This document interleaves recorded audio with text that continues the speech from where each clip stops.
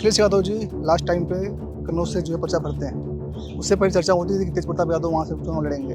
हमेशा चुनाव में जो स्थितियाँ होती हैं वो बदलती रहती हैं। तो अगर अखिलेश जी अगर केंद्र की राजनीति की तरफ बढ़ रहे हैं तो स्टेट की राजनीति का जिम्मेदारी क्या आप पे सौंपने वाले हैं? सब कनेक्टेड है। तो आप कितनी सीटें एक्सपेक्ट कर रही हैं इस लोकसभा चुनाव में? नंदी यादव का वीडियो काफ़ी आजकल सोशल मीडिया पर वायरल हो रहा है। अग्निवीर स्कीम में 4 साल उसका टेन्योर है। कि हमारे जो देश में जो एक सम्मान होता था जवानों का, उसको भी उस सेंटिमेंट को भी हर्ट करा है कहीं ना कहीं। नमस्ते, मेरा नाम है विकास और आप देख रहे हैं पत्रिका उत्तर प्रदेश। इस वक्त हम मौजूद हैं मैनपुरी में और मैनपुरी से जो प्रत्याशी हैं डिम्पल यादव, ये किसी परिचय की मोहताज नहीं है। इससे पहले भी जब बाई इलेक्शंस 2022 में आप जो है यहाँ से कंटेस्ट किया था आपने, तो उस इलेक्शन को भी उन्होंने कवर किया था। 1 हफ्ते तक लगातार जो हम सफाई में मौजूद रहे थे। तो उस वक्त का इलेक्शन का जो पूरा कैंपेन था और इस वक्त जो हालात हैं, उसमें कितना डिफरेंसेस हैं? जो आपके जो डेली रूटीन्स हैं, आप जब जाते हैं, बाहर निकलते हैं, जब लोगों से मिलते हैं, तो जो उनकी एक्सपेक्टेशंस थी उस समय और इस समय, उसमें क्या बदलाव आए हैं? मैं समझती हूँ क्योंकि हमेशा चुनाव में जो स्थितियाँ होती हैं वो बदलती रहती हैं। तो इस बार ये पूरे देश में चुनाव हो रहे हैं और जो इश्यूज़ हम लोग लेके चल रहे हैं, जनता के बीच जा रहे हैं, वो डिफरेंट है चुनाव में। और दैट इज़ इट। उस वक्त जो है मुलायम सिंह यादव जी का देहांत हुआ था, उसके बाद का जो पूरा सेंटिमेंट था लोगों का, जी। काफ़ी पॉजिटिव था। ये था कि कितने मार्जिन से आप जीत रही हैं हाँ जी, हाँ और जी। आपने काफ़ी ज़्यादा मार्जिन से जीती हुई थी। हमने आपके इलेक्शंस के जो कैंपेन था उसको हमने फॉलो किया था। आप अलग-अलग जगह जाती थी तो लोगों का हुजूम उमड़ पड़ता था। तो लोगों की एक उम्मीद है आपके और जो एक लेगेसी है पूरी यादव परिवार की, तो उसको जो आगे बढ़ाने की जो ज़िम्मेदारी है, जो ज़िम्मा है, तो एक उसको आप एक भार के तौर पर देखती हैं, कहीं से प्रेशर उसके तौर पे देखती हैं या फिर एक अपॉर्च्युनिटी है कि हाँ, हम इसको कुछ बेहतर कर पाएँगे? एक अपॉर्चुनिटी भी है और एक जिम्मेदारी, दोनों चीज़ें ही हैं। और हम इसे कैसे बेहतर कर ले जाए, आपने हुँ। बहुत अच्छा ये बात बोली है कि वही बेसिक इंटेंशन अब है कि हुँ। इसको और बेहतर कैसे कर ले जाए।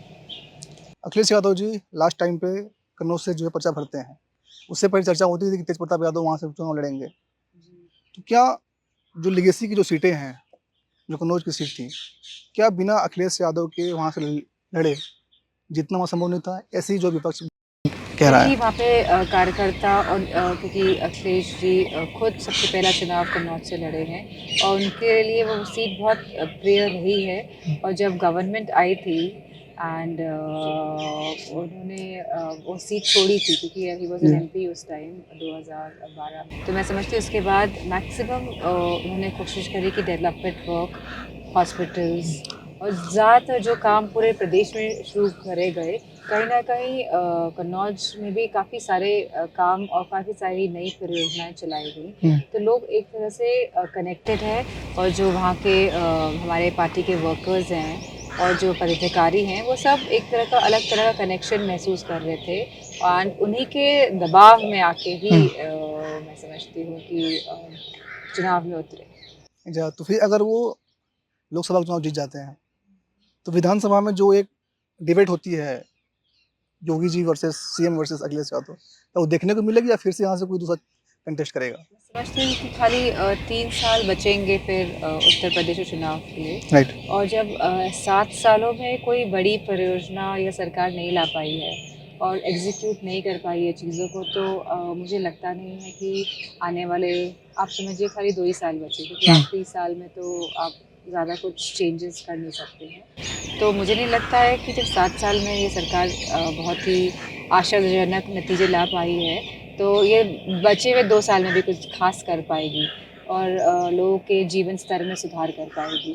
तो मैं समझती हूँ कि अब क्योंकि कुछ डिफरेंट होने वाला नहीं है, क्योंकि बहुत सारे बजट ये सरकार पेश कर चुकी है और कोई नई स्कीम्स या कोई नई इंटेलिजेंस इनका काम करने वाला अब हुँ। नहीं है। तो मैं समझती हूँ कि एक तरह से जो असेंबली में जो रोल प्ले करना चाहिए था अखिलेश जी को, अभी के लिए वो पर्याप्त है। हुँ। एंड अगर वो चुनाव लड़ रहे हैं तो वो केंद्र की राजनीति की तरफ भी अपना हस्तक्षेप बढ़ा रहे हैं।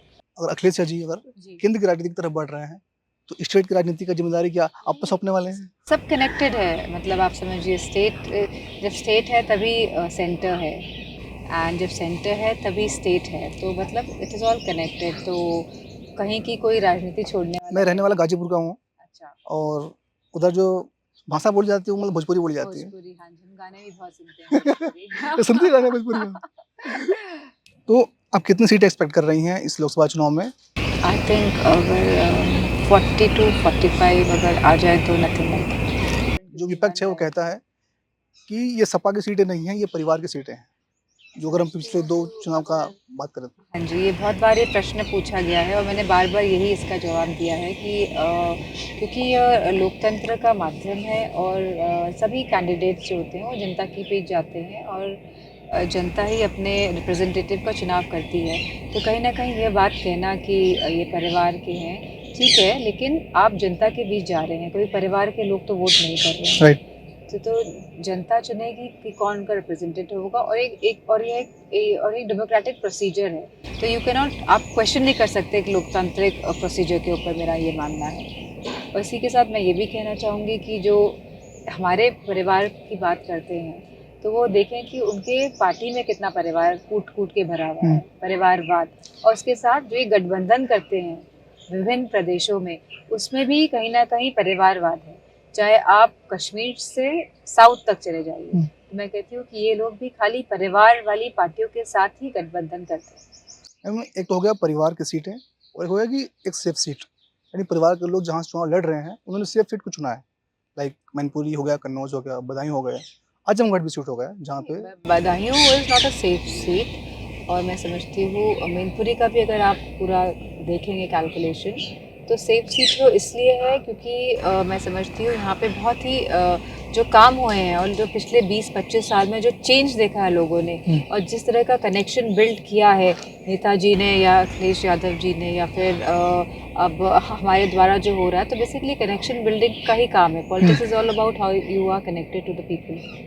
मैम डेली रूटीन कैसा रहता है जैसे अपने आप को फिट रखना इलेक्शन में इतनी इतनी भारी गर्मी में जब आप इलेक्शन लोग में तो वैसे ही खाना पीना कम होता है तो फिट हो ही जाता है। अद्दी यादव का वीडियो काफ़ी आजकल सोशल मीडिया पर वायरल हो रहा है इलेक्शन कैंपेनिंग के दौरान 1 महीने तक उन्होंने आपके साथ पूरा देखा अब उसके बाद वो अकेले जा रही हैं जनता के बीच में। नहीं, उससे मेरे साथ ज़्यादा कुछ नहीं देखा, खाली एक मीटिंग में मेरे साथ चली गई थी क्योंकि वो लखनऊ जाने के लिए वो सफाई से होते हुए गई हैं एंड क्योंकि मैं माँ हूँ और शी इज़ अ डॉटर तो she wanted to contribute, she wanted कि वो मम्मा को कैसे योगदान थोड़ा बहुत अपनी तरफ से कर राइट। सकें, तो it is her initiative and I feel very good about it. नहीं ये जो जो वीडियो जो वायरल हो रहे हैं और जो वीडियो देख रहे हैं तो उसमें कई बार जो लोग कहते हुए आ रहे हैं कि ये लग रहा है कि नेताजी आ रहे हैं घर घर पे, घर घर में नेताजी आ रहे हैं और उनकी छवि लोग अदिति यादव में देख रहे हैं। मैं समझती हूँ कि सबकी अपनी इंडिविजुअलिटी होती है और मैं नेताजी जैसा बनना तो मतलब आसमान छूने जैसा है।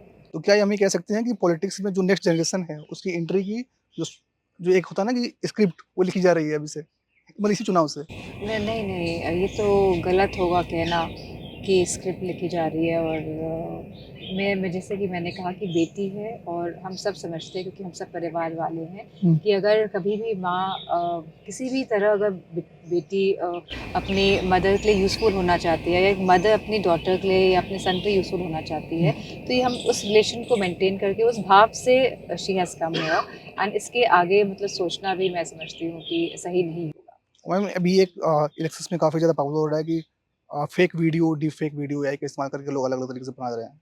तो उसमें आपका क्या विचार है कि जो इलेक्शंस का जो एक जो नैरेटिव होता है और जो जो मेन टॉपिक होता है लाइक डेवलपमेंट हो गया एजुकेशन हो गया हेल्थ का इशू हो गया उससे शिफ्ट होकर के हम पूरी तरीके से धर्म और वीडियो और ऐसे मुद्दे पे बात करते हैं जो गैर जरूरी तरीके से लगता है जनता के लिए अगर मैं वोट की बात करूँ। और साधन हाथ में ही है आप सबके तो अपना स्क्रॉल करते हुए आप देख लेते हैं कुछ भी देख लेते हैं तो basically you are engaging your mind और कहीं ना कहीं फिर आपके कहीं ना कहीं ये चीज़ और ये बातें रेस्टोर हो जाती हैं आपके सबकॉन्शियस माइंड में जो रहती है वहाँ पे तो और बीजेपी अच्छी तरह से जानती है कि इस तकनीक को कैसे इस्तेमाल करना है और लोगों को इससे कैसे इफ़ेक्ट करना है तो मैं समझती लेकिन जो आज जो समस्या है जिस तरह के लोग आज बदहाली के रास्ते में है कहीं न कहीं हमारे किसान, हमारा युवा, हमारी माताएँ बहनें जो रोज़ महंगाई का सामना कर रही है और आज हमारे जवान भी कहीं न कहीं अपने आप को उपेक्षित महसूस कर रहे हैं। तो मैं समझती हूँ इस चुनाव की परिस्थितियाँ काफ़ी अलग हैं और मैं सभी से यही कहना चाहूँगी कि अपने आस-पास देखते हुए वोट करिए, ना कि खाली व्हाट्सएप के माध्यम से और सोशल मीडिया। मैम अभी आपने जवान की बात करी तो जब बीजेपी ने अग्निवीर स्कीम ले आई और अग्निवीर स्कीम में 4 साल उसका टेन्योर है, उसके बाद 25% जो जवान जो कैंडिडेट है वो आगे के लिए परमानेंट कमीशन में जाएँगे। तो आप ये बोले कि 75% लोगों को वापस घर भेज हाँ, और आप जो सैन्य परिवार से आपका ताल्लुकात रहा है। वेरी सैड बिकॉज़ हमारे देश में जो हमारे किसान हैं उनके ज़्यादातर बेटे, और मैं समझती हूँ कि किसान का बेटा ही जवान फ़ौज में भर्ती लेके जवान बनते हैं। एंड कहीं न कहीं आपने पूरी जो एक रूरल इकोनॉमी है इसको भी आहत पहुँचाने की कोशिश करी है, क्योंकि जब जवान जाता है तो अपने घर पैसे भेजता है जिससे कि उसका घर चलता है।